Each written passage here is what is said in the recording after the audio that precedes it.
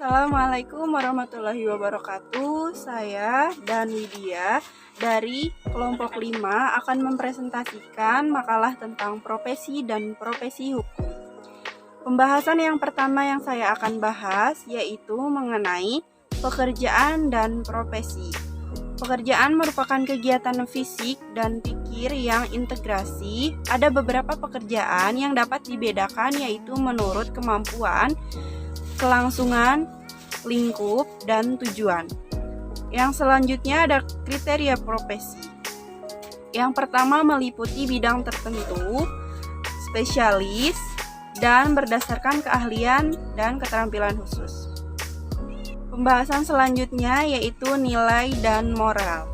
Menurut Franz Magnus Suseno tahun 1975 mengemukakan 3 nilai moral yang dituntut dari pengembangan profesi, yaitu yang pertama, berani berbuat untuk memenuhi tuntutan profesi. Yang kedua, menyadari kewajiban yang harus dipenuhi selama menjalankan profesi. Yang ketiga, idealisme sebagai perwujudan makna misi organisasi profesi. Atas dasar ini, setiap profesional dituntut untuk bertindak sesuai dengan cita-cita dan tuntutan profesi serta memiliki nilai moral yang kuat. Yang selanjutnya yaitu profesi hukum. Profesi hukum berkaitan dengan masalah mewujudkan dan memelihara ketertiban yang berkeadilan di kehidupan masyarakat. Ketertiban yang berkeadilan itu adalah kebutuhan dasar manusia, karena hanya dalam situasi demikian manusia dapat menjalani kehidupannya secara wajar, yaitu dengan martabat kemanusiaannya. Apabila profesi itu berkenaan dengan bidang hukum, maka kelompok profesi itu disebut kelompok profesi hukum. Yang selanjutnya yaitu bidang profesi hukum. Mempunyai arti penting dalam kehidupan manusia. Peraturan hukum dapat mengatur dan menjelaskan sebagaimana seharusnya. Yang pertama, legislator menciptakan hukum. Yang kedua, pejabat melaksanakan administrasi negara. Yang ketiga, notaris merumuskan kontrak-kontrak harta kekayaannya. Yang keempat, polisi dan jaksa menertibkan ketertiban hukum. Yang kelima, pengacara membela kliennya dan menginterpretasikan hukum. Pekerjaan yang ditandatangani oleh profesional hukum tersebut di atas tadi harus merupakan bidang-bidang profesi hukum yang dapat dirinci sebagai berikut. Yang pertama yaitu profesi legislator. Yang kedua yaitu profesi administrasi hukum. Yang ketiga yaitu profesi notaris. Yang keempat yaitu polisi. Yang kelima yaitu profesi jaksa.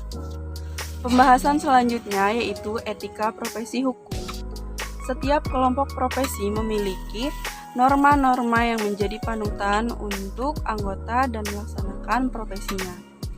Menurut Noto Hamijojo tahun 1975 menyatakan dalam melaksanakan dan kewajiban profesi hukum perlu memiliki yang pertama, sikap manusiawi, yang kedua, sikap adil, yang ketiga, sikap patut, yang keempat, sikap jujur.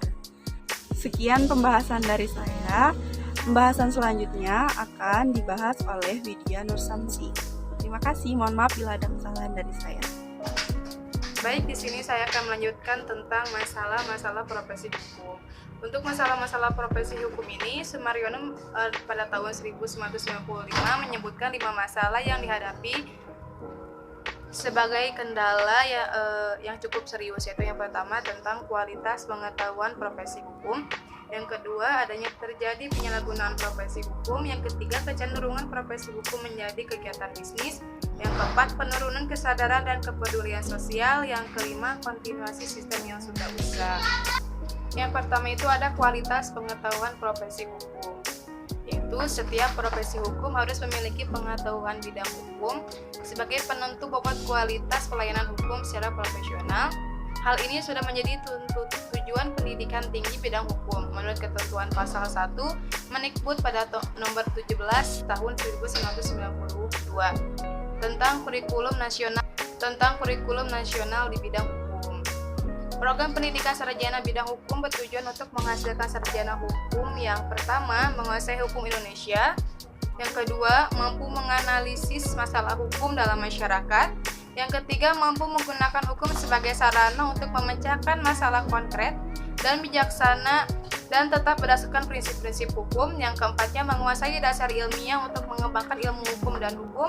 Yang kelima mengenal dan peka akan masalah keadilan dan sosial. Kemudian ketaatan moral juga dirumuskan dalam ada dua hukum yang merumuskan tentang ketaatan moral, yaitu ada hukum positif deklaratif dan hukum positif determinatif. Untuk hukum positif deklaratif adalah pernyataan keputusannya menggambarkan ketentuan hukum kodrat yang hanya membuat larangan. Ketaatan moralnya terdapat pada larangan, tetapi ketaatan moral hukum positif terdapat pada pemaksaan. Contohnya misalnya tentang kasus pidana tentang pembunuhan, maka hukumannya itu bisa berupa hukuman mati atau hukum penjara. Yang kedua itu adalah hukum positif determinatif. Nah, hukum positif determinatif adalah pernyataan rumusannya menentukan cara berperilaku yang sesuai dengan hukum kodrat. Ketaatan hukum kodrat terdapat pada perintah atau larangan berdasarkan baik buruknya perbuatan. Untuk contohnya sendiri ini, misalnya cara melangsungkan perkawinan, cara berlalu lintas, dan cara membayar pajak. Kemudian, pelayanan hukum secara profesional dan bermutu tinggi bergantung pada jenis profesi hukumnya dan bobot pengetahuan hukum yang dikuasai oleh profesional hukum yang bersangkutan. Apabila penguasa hukum itu kurang memandai, maka pelayanan yang diberikan akan saran atau yang arah sasarannya sehingga bukan keadilan yang dicapai, melainkan ketidakadilan. Suatu hal yang fatal untuk meluruskan kesalahan atau penyimpangan itu. Kemudian pembahasan kedua ada penyalahgunaan profesi hukum. Nah, untuk penyalahgunaan profesi hukum ini dalam kehidupan profesi hukum pernah terjadi dua orang hakim yang berkelahi di kantor peradilan. Kemudian juga ada pengacara yang dikeroyok oleh berbagai massa karena dia kemudian ada juga pengacara yang dikeroyok oleh massa karena dia membela kliennya, dan ada juga para terdakwa yang berkelahi karena memperebutkan hak agar keduanya.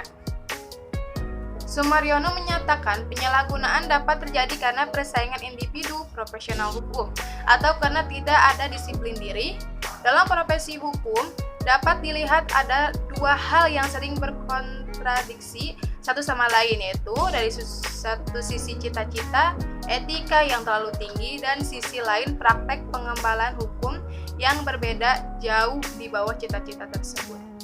Dalam hal ini tidak seorang profesional hukum pun yang cenderung mementingkan diri sendiri, baik profesional hukum menggunakan profesinya untuk menciptakan uang atau untuk maksud-maksud politik. Kemudian pembahasan ketiganya itu ada profesi hukum menjadi kegiatan bisnis. Nah, yang dimaksud dengan profesi hukum menjadi kegiatan bisnis ini adalah misalnya ada seorang pengacara atau advokat. Dia bekerja sama dengan kliennya tapi menggunakan hukum itu sebagai kegiatan bisnis. Nah, contohnya misalnya si klien ini meminta bantuan kepada pengacara untuk menyelesaikan masalahnya, tapi dia memberikan sebuah imbalan yang besar dan pengacara itu mengiyakan apa yang diperintahkan oleh kliennya itu, maka profesi hukum ini menjadi kegiatan bisnis. Memang diketahui bahwa dari segi tujuannya profesi hukum dibedakan antara profesi hukum yang bergerak di bidang pelayanan bisnis dan pelayanan bisnis menjalankan pekerjaan berdasarkan hubungan bisnis atau komersial. Imbalan yang diterima sudah ditentukan menurut standar bisnis. Kemudian dalam kenyataan sekarang, profesi boleh dikatakan terdesak oleh bisnis karena imbalan atau pelayanan yang diberikan tidak sesuai dengan nilai kebutuhan layak dewasa ini. Hal ini menjadi penyebab mengapa kode etik profesi hukum hanya menjadi pajangan atau sulit diamalkan dalam memenuhi tugas profesi. Di samping itu, keahlian yang berbeda pada setiap profesi mengakibatkan terjadi perbedaan yang mencolok antara imbalan yang diterima oleh profesional yang berlainan profesi. Misalnya, yang pertama itu ada keahlian dosen, berbeda dengan keahlian dokter spesialis, akuntan, notaris, dan pengacara. Kemudian yang kedua itu ada keahlian pilot, berbeda dengan keahlian nahkoda, keahlian pengemudi bus di jalan raya. Yang ketiga itu ada keahlian penerjemah operator komputer, berbeda dengan keahlian pengarang buku. Kemudian bahasan yang keempat itu ada kurang kesadaran dan kepedulian sosial. Nah, kesadaran dan kepedulian sosial ini merupakan kriteria pelayanan umum profesional hukum. Wujudnya adalah kepentingan masyarakat lebih didahulukan daripada kepentingan pribadi. Pelayanan lebih diutamakan daripada pembayaran, nilai moral lebih ditunjukkan daripada nilai ekonomi. Namun gejala yang dapat diamati sekarang sepertinya lain dari apa yang seharusnya diemban oleh profesional hukum. Kemudian bahasan yang kelima itu ada kontinuasi sistem yang udah usang. Nah, maksudnya itu adalah profesional hukum adalah bagian dari sistem peradilan yang berperan membantu memperluas sistem yang sudah dianggap ketinggalan zaman karena ada di dalamnya terdapat banyak ketentuan penegakan hukum yang tidak sesuai lagi. Padahal profesional hukum melayani kepentingan masyarakat yang hidup pada zaman serba modern. Dahulu tidak dikenal bermacam ragam alat konsep. Kemudian ada juga istilah-istilah hukum yang digunakan di kalangan profesional hukum masih banyak menimbulkan kerancuan. Misalnya itu ada kolusi, korupsi, kawin, kecelakaan, dan masih banyak lagi yang menimbulkan kerancuan itu. Maka, hal ini dapat terjadi karena perkembangan masyarakat yang begitu cepat akibat pengaruh globalisasi, informasi yang datang dari berbagai penjuru dunia ini. Nah, untuk kesimpulan dari kelompok kami yaitu profesi adalah pekerjaan tetap bidang berdasarkan keahlian khusus yang dilakukan secara bertanggung jawab dan dengan tujuan memperoleh penghasilan. Pekerjaan yang menjalankan profesi itu disebut dengan profesional. Setiap profesional berpengaruh pada nilai moral yang mengarahkan dan mendasari perbuatan luhur. Sekian presentasi dari kelompok kami. Mohon maaf bila banyak kekurangan, kesalahan dalam menyampaikan kata-kata ataupun apapun itu. Billahi taufiq wal hidayah. Wassalamualaikum warahmatullahi wabarakatuh.